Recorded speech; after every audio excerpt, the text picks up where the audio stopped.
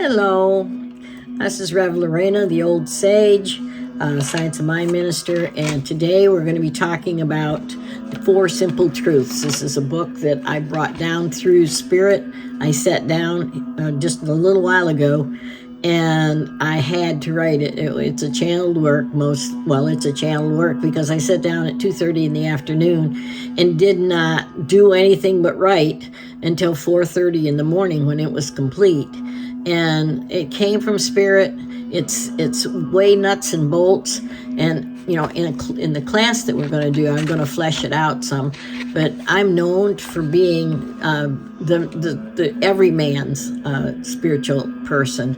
I wrote my first book was Duality is the Illusion, and I was going to call it Redneck's Guide to Enlightenment, but they thought it was a redneck joke book, and I still don't know but what I shouldn't have called it that. But it brings spirituality to everybody. It brings it to my hunting sons up in upstate New York, people in Texas and Colorado that are going, what's this new stuff going on? I talk in a way that everybody could understand. I don't have big long words, although I can use them. I have a brain and it works, but I want people to understand what's really going on in everyday people. And when I'm in a Renaissance fair, I meet people every day, all kinds of people, and they're not all seeking godly wisdoms. Nobody's sitting in a monastery, although I've sat in a monastery in KTD up in New York for some time, and I've had an amazing life and experienced so much, and I'd like to share some of it with you. But about me, I dedicated most of my life to studying metaphysics. I always had deja vu. My studies included astrology, past life, Jesus teachings, Buddhism, Hinduism, shamanism, spiritualism, paganism, channeling, psychic development, Reiki, tarot, to go on and on and on. I've had 50 years to do this, and I've got an inquiring mind. I have an embarrassment of riches when it comes to what I've delved into. And now I would like to open my ministry here on YouTube, because I've figured out that YouTube is where I can share my ministry. I've spent many years going, I should just stop doing all this and be a minister, but I will meet people on the road in my tent, and my spiritual counseling and intuitive counseling has opened doors. I'm positive. I've got feedback over the years that they have gone on and found out more about who they are, what they can do, and create positive things for themselves instead of living in negative loops. As an actual counselor, I counsel addictions. I was counseling addictions in Denver, and I've been, as everyone, we've been surrounded by the specter of addictions in this life for so long. I came from a family. My father was an alcoholic, but I was fortunate not to know him. I only knew him slightly, but my mother was a product of that, and I wasn't around her very much, so I had to seek Spirit. I chose a lifetime where I had to seek comfort in Spirit outside myself. As a little girl, I was walking around to different churches trying to find out where I would fit in there, and I tried that. I've tried all kinds of things, but I've finally found myself just by sitting and being a Buddhist. Buddhism is what made me sit down and just be still. But that's not the first time. I've had voices come to me. The one big one that always comes back is the big booming voice that says, the world doesn't need any more churches. So I wanted to do a ministry, but the world didn't need any more churches, and I was doing good work, and now I'm going to be off more time. I'm not giving up my business, but I'm holding back because I've got this beautiful little house here, and it's close to the water, and I want to spend the summer with the kids, with my grandkids, near the water. Got a boat, just got to make it work, you know. You know how it goes. So anyway, this book that I'm going to be delving into with this is called The Four Simple Truths. And I channeled this, I brought this down when I'm in the midst of writing this other book, and I had to stop, and I got up at 2:30 in the afternoon. I sat down, and this book came forth between then and 4:30 in the morning, and I didn't even get up. That's how it works for me. If I'm in the zone or in the element, or if I'm getting inspiration, I call it getting download, it just keeps coming. And that's what happened with this book. This is the bottom line, 4 simple truths of how to wake up and ascend. And I'd like to get started by the first simple truth. Okay, there's 4 of them, and well, I'll go over the 4 of them first. The 4 are: who are we? Truth 1. And then the second truth, it's a very short book too, is where are we? And the third one is where is it? It's the rules of the game of life, because this is how we play, how we experience life. And then the fourth and final, it's not really a chapter, it's a soliloquy almost, is winning the game. Okay, so but in these teachings, I would like to flesh this out an awfully lot. This is apparently, it was to just get people's attention.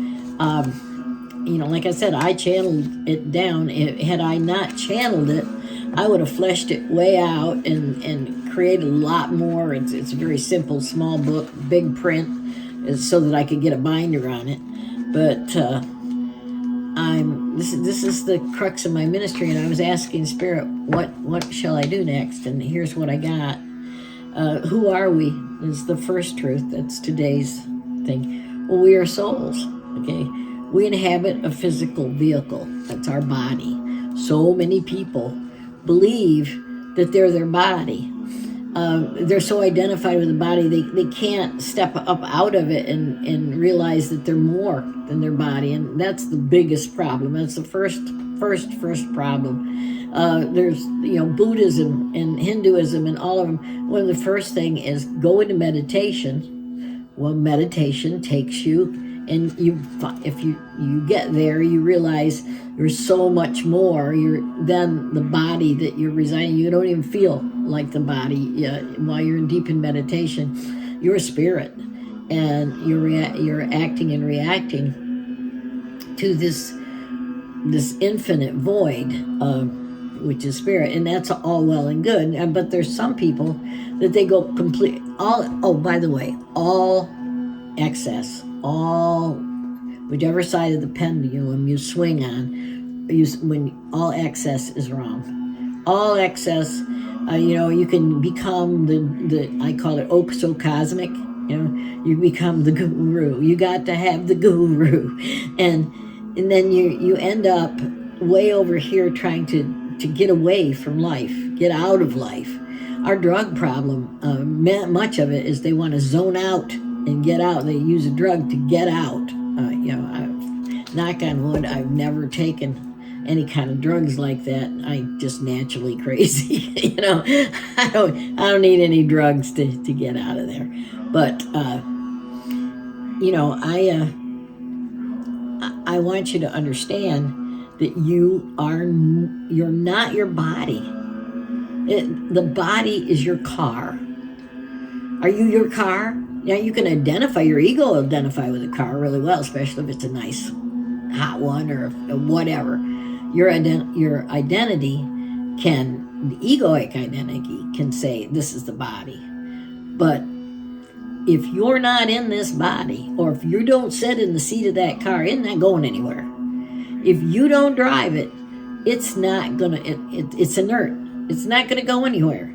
We enliven this body.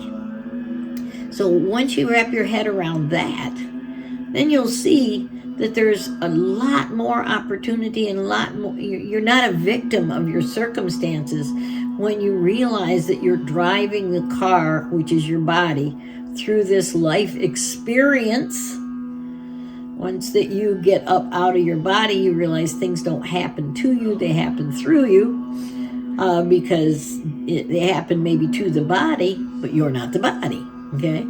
And we'll get into later even a little bit more about how we attract our experiences, and that's another topic, is the law of attraction goes around and around. It became really popular, and everybody was running around going, oh, I want the red car, I feel like the red car, I'm going to be in the red car, oh boy, oh boy. And maybe they did, or maybe they didn't get the red car, but they missed the whole daggone point, okay? You choose transportation. You want to get from place to place, and you want to feel good about you, okay? Well, the red car is not what's going to make you feel good about you. And getting from place to place is a part of this. I mean, if you're a ascended master, you wouldn't have to move from place to place. You could just buy locate, and you can buy locate. If you were super duper guru, you can believe that or not, and it doesn't even matter whether you do or not, because what I want to teach you and what I want to bring to you is right down in your everyday life how you can maneuver and create a better life for yourself, create happiness for yourself. Therefore, you're creating happiness for everybody else. Because when you stop and think of it, there can be only one source. There's one source. How can there be two sources without there being one before there was two? Now, there might be gods and goddesses down in the realms down here, but above all that, you just keep taking your mind up. You'll realize there can't be two. There has to be one first. So in that one, we're all part of it. We are all created by it. We're created in the image and likeness of God, okay?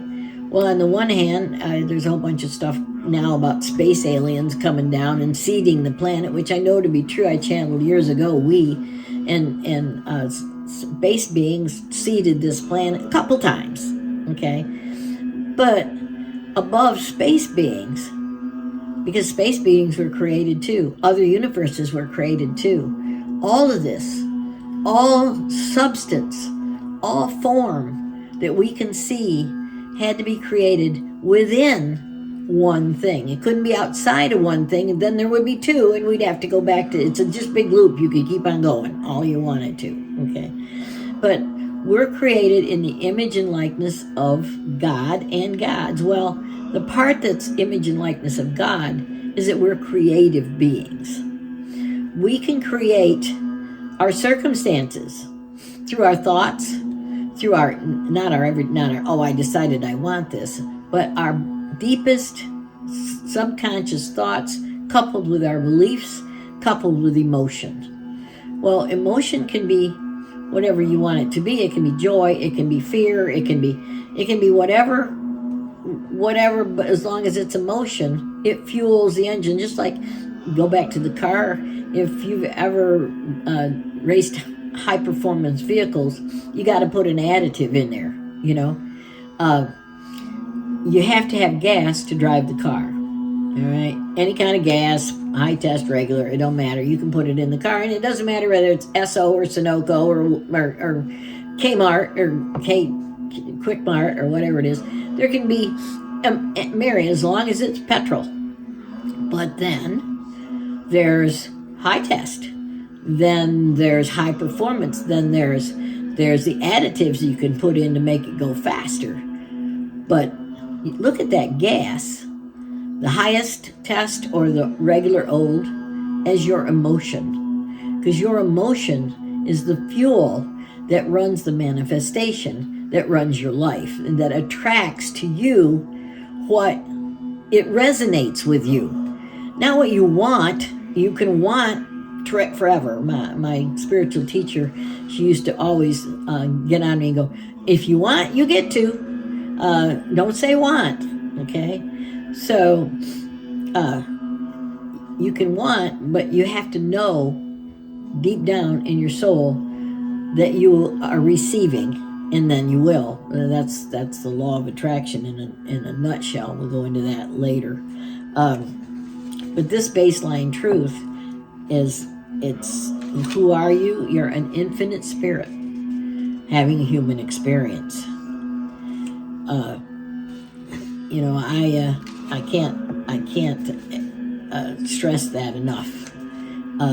Until you get to the place where you realize that you're not a victim of circumstances around you as much as you're the creator or the attractor of the circumstances around you, can you really make any great changes in your life. And you may not want to make any great changes in your life, but it's still really good to have some clue who you are, because if you're sitting on top of the world with $1 million and you don't know who you are, you can be afraid every single day that you're going to lose that money or lose that security. And then surely you will, because the fear attached to that worry thought is what attracts your coming circumstances. So if you live a life that's joyful, with the expectations of always being secure, always being taken care of, always having what you need, and then that'll be your highest truth. And that's really a better path than, oh, I need the house on the hill, and I need this and I need that, because those are all things. And this is a world of things. This is a world of form. And we can have all the things in the world that we want, and things, they go away, they rot.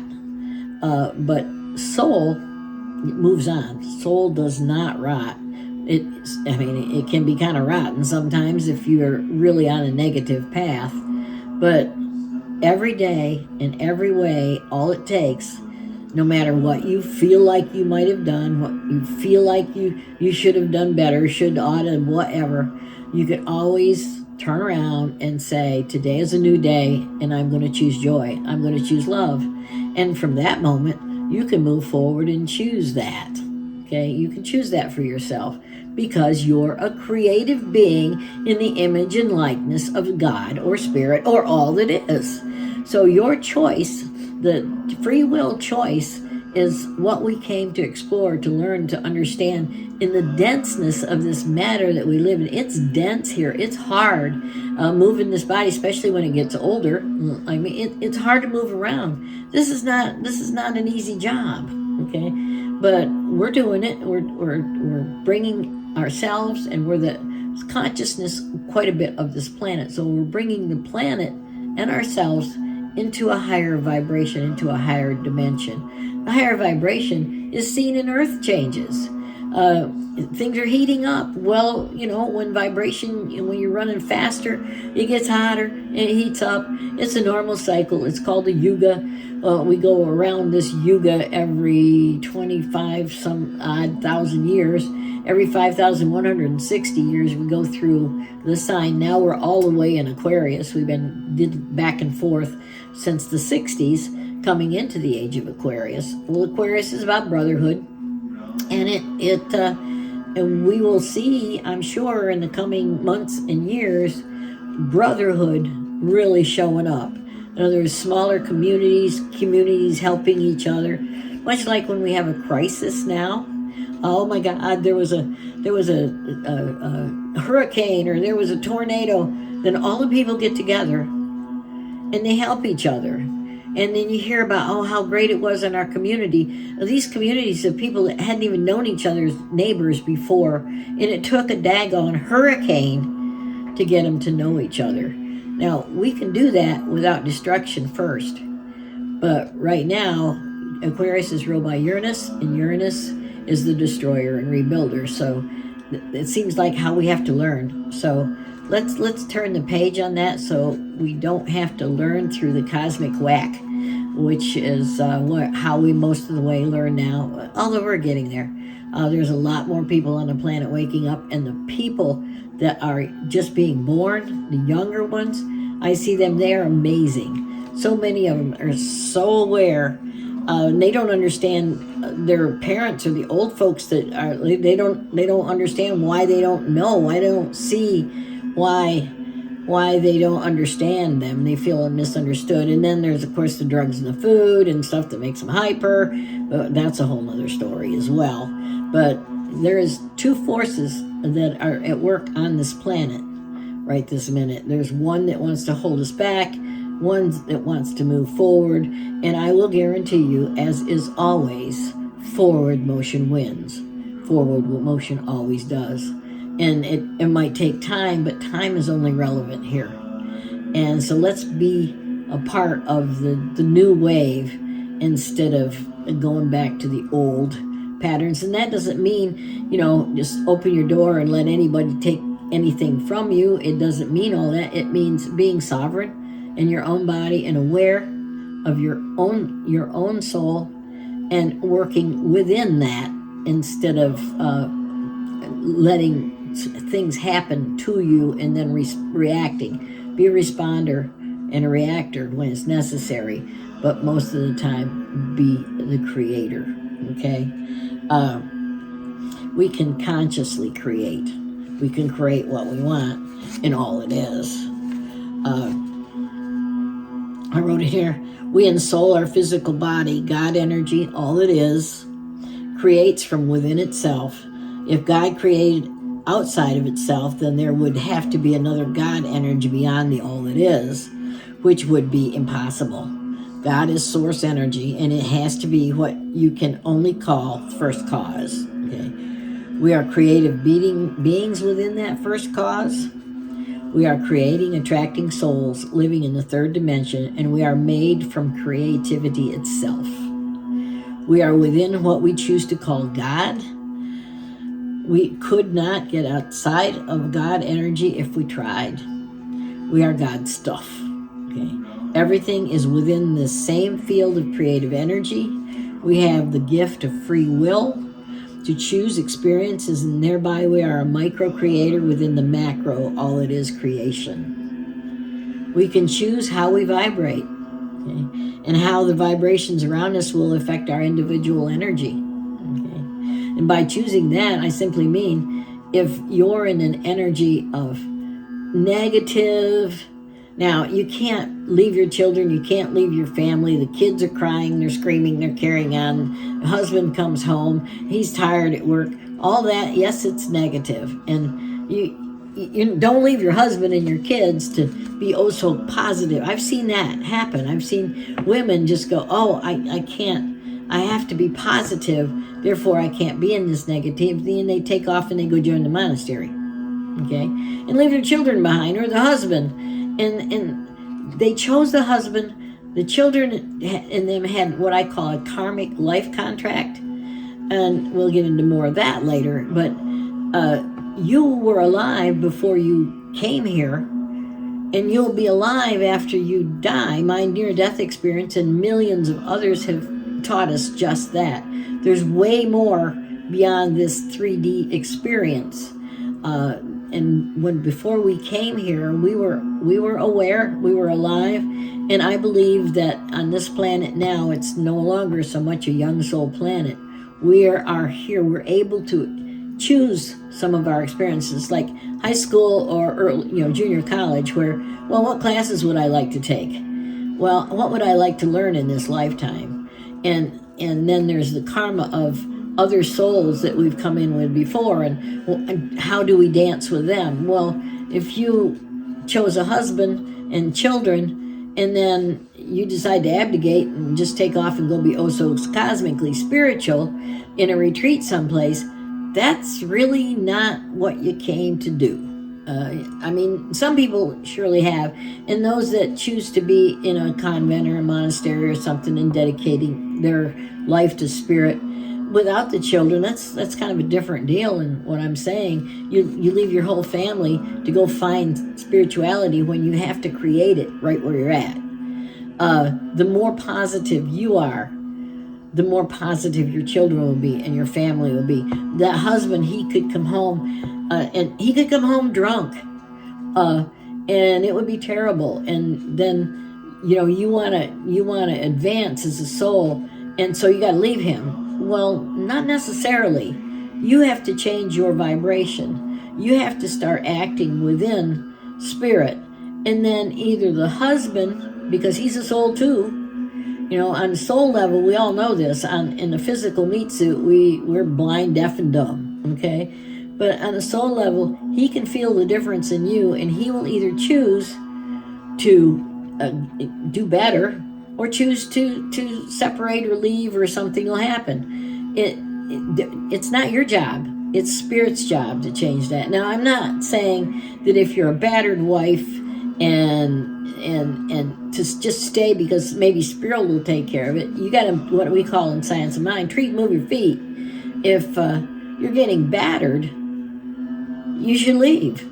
And it goes for the husband too, because change your part of it, and changing your part of it will infect the rest of them. When I was living in the monastery, I learned this lesson. I didn't understand it until I was there. I was a lay person staying in the monastery. My husband decided to become a Tibetan monk, and I would go there and stay, and it was such a blessing to me. But we would be in the dining hall, and there was all kinds of people that would come and visit the place, and I was staying there for a while. So I was working in the kitchen a little bit, and I got to blow the conch horn a few times, and it was just a really wonderful experience. But when the monks would just file in to eat, you'd blow the horn, and they'd come from the monastery, and they'd come down, they would sit down, and they would not say a whole lot. They just maybe murmur a little bit to themselves, but you could feel the difference in the room when the energy changed when they were there. And then when we were doing the teachings, the teachings themselves are, he reads from a thing, and then there's a translator translates you, and then he reads another line, and a translator translates, and all that. If you were a Baptist, you'd be going, well, there's no meat to that, Well, it's not even that. The Baptists are doing the same thing, only they're doing a little more physically. And these monks have an energy. Their heart energy, their heart chakra is lit, is open, which is what happens when you practice any kind of a practice of meditation and spirituality. My heart center is open, and so I attract the energy of other people's heart center, and I help them open it. These monks were overwhelming.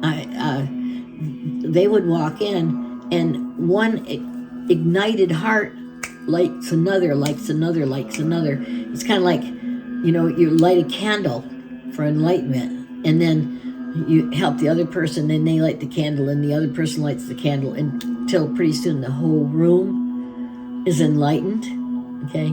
Well, the whole room experiences the light of the heart of these monks, or the heart of any one person whose heart is open, who is ignited, who is enlightened. That's what enlightenment, it starts out as. You can go from there. So if you're in the house and the kids are running and crazy, and they do that, and if you take a minute or two in the bathroom somewhere, and you get in touch with your heart energy through any kind of meditation. YouTube is full of meditations for doing that, guided and otherwise. If you get in touch with who you really are, then you go back out, you will affect your children differently, and you'll affect your husband differently. You'll affect the people that you meet differently. You don't have to say anything, because you're not. Your inside is more aware. And that's how it spreads the light unto the world, how it spreads. You are a creative being. This is who you are. Your infinite spirit. And you can spread the awareness of that by opening your heart and opening to the light. And then the light will emanate from you to another, to another, to another. That is how we change the consciousness of this world. Perhaps you've heard of the monks that go to Chicago and other places where there's a lot of turmoil. They'll all go and they'll sit and they'll meditate. And I think it was Chicago one time, the crime rate went down. It was Washington, D.C. But there's many, it happens all the time. They do this all the time. I think the last one was Chicago, but I could be wrong, but you get the drift. And they sit and they project their energy of light to the rest of the city, and the crime rate goes down, things go down. It's measurably affected. So this is not just, woo, maybe wouldn't that be nice? And you don't have to throw out your prayers to Jesus or anything else, because Jesus, Buddha, any of them, they're all eminent understandings of God in human form. Okay? Well, your God in human form, in a way, if you developed your inner self, if you become more and more awake in many lifetimes, perhaps you would carry the logos one day, but why would you want to? Let's just all do it together. Our avatars have all met, a lot of resistance, but thank you for all of their work and all of their support. And they're still on other planes. Jesus is still there, Buddha is still there, Saint Germain is still there, because there's other planes of existence, and that's where they reside, and your departed loved ones and everything else. This is the third dimensional plane. It is a dimension. It is the third of what? Why did we just call it the third? Because we feel like it? No. All the different dimensions, there's different life force, different energy. If you ever seen a ghost, that's from the fourth dimension. If you can shift your voice. A dog sees differently than we do, hears differently than we do. So if you shift your dimensions, you can see different beings. When I do mediumship, I shift my consciousness into a room where I can meet with their other people's loved ones that aren't just hanging around waiting to talk to us. They have to kind of go, sort of get the attention, which you do that with your intent before you even show up at a medium. Even if you don't know you're showing up, your higher self does, okay? So, we shift that energy, and we're able to communicate on that, in that realm. When I was channeling sixth dimension. I channeled Simeon, and then I also channeled, I think it was sixth dimension. It was a group soul named We, which was a Palladian energy. And but I channeled with Jonette Crowley, and back in Boulder, I've channeled with quite a few different people. I don't do that anymore. It takes doing it all the time, every day, and I never really need to. I get the information as it comes down when I need it. In my readings, when I'm doing readings, I just surrender to spirit, and wherever it's coming from, whatever of its highest good. Okay, and we get to choose. By the way, I choose nothing but positive to come through me, and I hope this is helping you. Remember, the first principle is, who are you? You're an infinite spirit having a human experience. And once that you can understand that, everything else is open to you. I'm not done with this chapter. I want to go into the creation circle and stuff like that, but I think this is enough video for right now. So I hope this helps. I hope you'll join my channel, and we can, this is going to be my ministry at least once a week, maybe more. I think more from right now, because I'm off. It's lovely. I just came back from Texas, and I'm in my retreat house, and I don't have to go out again for a while. So even when I'm out, I can do this, but I just don't. I'm so busy. Okay. Anyway, blessings, blessings, blessings, love and light to all of you. Farewell. Have a wonderful day.